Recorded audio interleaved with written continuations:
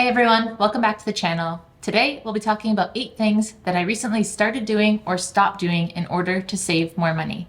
If you're new here, this channel is all about personal finance and budgeting tips, and if you haven't already, I would love it if you would hit the like button below and make sure that you're subscribed to the channel so that you can follow along for more videos like this. So let's dive right in. The first thing is selling things that I don't use anymore. So if something has been sitting around for a certain amount of time and I know that I'm not getting any use of it anymore, it's best to sell it before it loses its value. So I had a really bad habit in the past where, I would upgrade my iPhone and then I would just put the old one in a drawer and forget about it. And then 3 years later, I would remember that I had this iPhone that was so outdated now that it was basically worthless and there was no point in selling it at that point.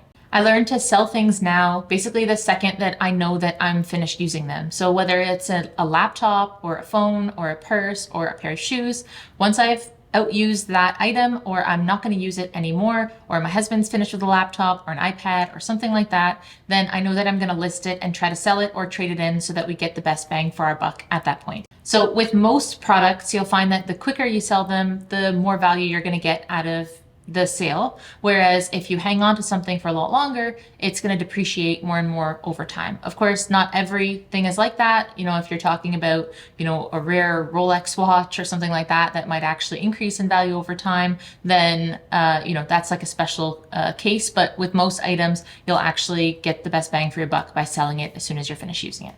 Number 2 is haircuts. So this sort of happened by accident a couple of years ago when the world shut down and we had no choice but to give ourselves haircuts at home.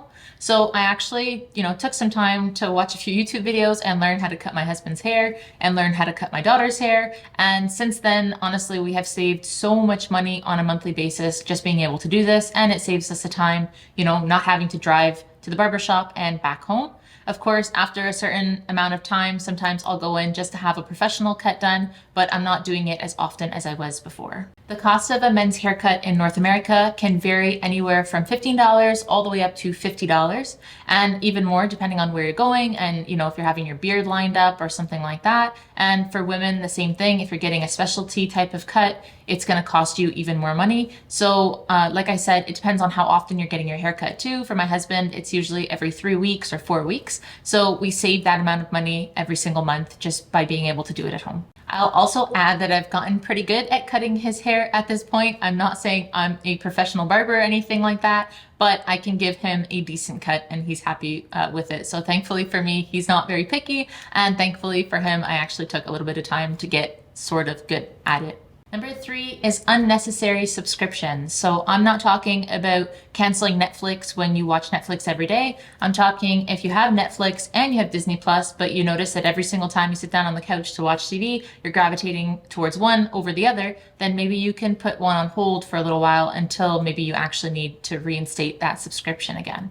So I know for myself, for example, I have a Peloton and, we're paying a certain amount of money every single month to have that subscription to be able to follow along for certain workout videos. And for the last little bit, I've been insanely busy and I found that I wasn't actually using those videos as often as I was before. So I went ahead and I put it on hold for a little bit. That doesn't mean that I'm never going to go back to paying that subscription every single month, but for the time being, when I am jumping on my Peloton, I know that I can just do a quick 10-minute workout without it. But when the time comes, I'll jump right back in full swing. Number 4 is impulse purchases. So avoid buying things that you don't need, especially if it's on a whim or just on impulse.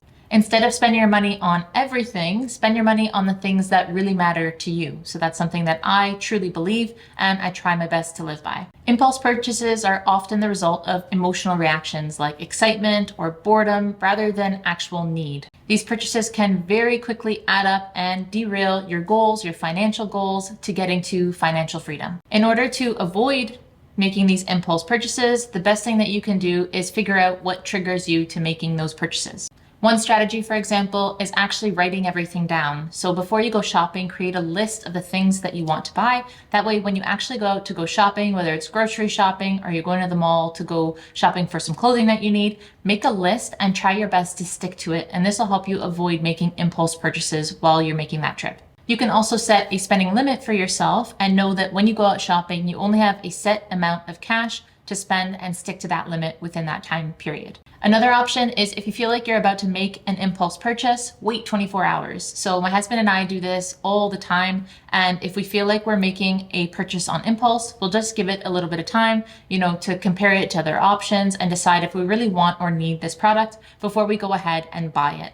And of course, if you've waited 24 hours and it's within your budget and you still feel like you need and want that product, then you can go ahead and purchase it at that point, and it feels like less of an impulse purchase at that point. If you feel like a purchase you're about to make is probably going to be something that you're going to regret, tomorrow or in a week or in a month, and you feel like maybe it's something that is not within your budget, you can always make sure that that item has a return policy that fits your needs, and make sure that you keep the receipt and you keep the item enclosed. So if you do buy it and bring it home, leave it in the packaging, wait a couple of days, decide if you want to open it or not. And if you find that you don't actually want or need that product as much as you thought you did, when you're out shopping, then you can easily just go and return it if it's within the store's policy. What I personally like to do is consider the overall happiness that a product is going to bring me. So if it is just like a fleeting desire to buy something and it is an impulse purchase, I like to just take a step back and consider, the amount of happiness that that product is going to bring me before I actually make the purchase. Like I said, a lot of times impulse purchases are made just because of sheer emotion. And, if you take a step back, it usually gives you time to really figure out if it's something that you want.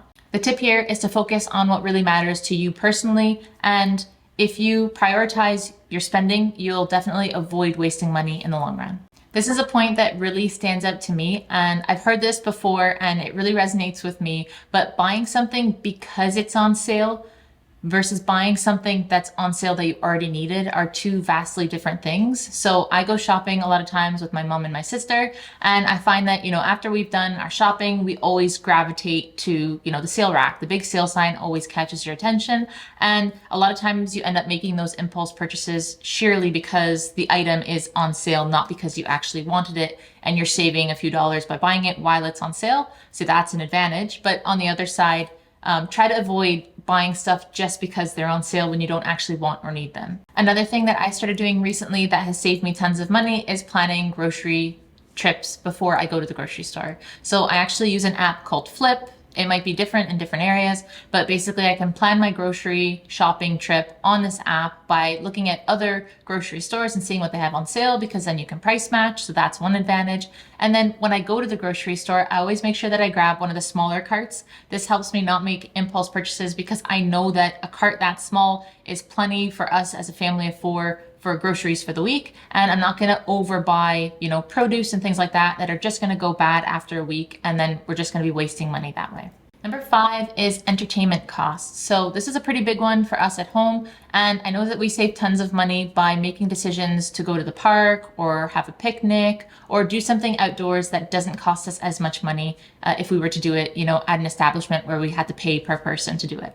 Especially for us as parents of 2 little girls, making a trip to an indoor play place that costs $20 a kid and then spending an extra $30 or $40 on overpriced snacks and food. We literally pack snack boxes and we head to the riverfront sometimes, and we grab some paper and a box full of crayons, and they sit in the car and they eat their snacks, and then, we'll bring the scooters with us or the bikes with us, and the kids get all the entertainment that they need. They get some of their energy out, and it's a great time, and it costs us absolutely nothing besides, the groceries that we put in their lunch boxes to take with us.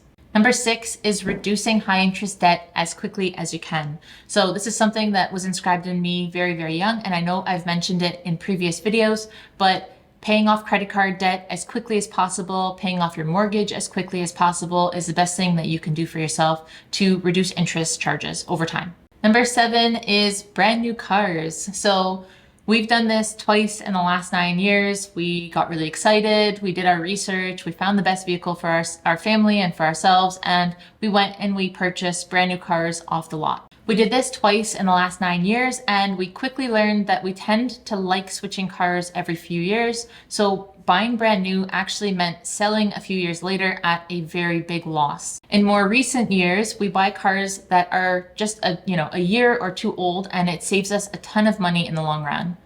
A lot of new cars lose about 20% of their value in the first year alone. By the end of the 3rd year, a car's value can depreciate by as much as 50%, which is insane. Lastly, number 8, and that is bottled water. For a while, we were going through almost 2 or 3 24-pack cases of water every single week. So like I've mentioned before, it's myself, my husband, and our 2 daughters, and we go through a lot of water in this house. We have a preference for Aquafina water, and each case of water costs us about $8, depending on where you buy it from. So if you break down the math, that's actually almost $60 to $90 plus a month when we literally have a filtered water system at home. And a reusable bottle is not only better for the environment, but it's also much better for our pockets. I do still buy the occasional case of bottled water in case a family member comes over and prefers that over, tap water or water from our, refrigerator filtered system. But overall, we have saved so much money just making this simple change in our lives. These points will definitely be different for every single person. If you are trying to reduce your spending though, look at your lifestyle and see what can be changed. If you've changed anything in your life recently to save a few dollars, drop a comment below. I'd love to hear from you. As always, thank you so much for following along. If you haven't already, I would love it if you would subscribe to the channel below, hit the like button on this video, and I'll see you next time.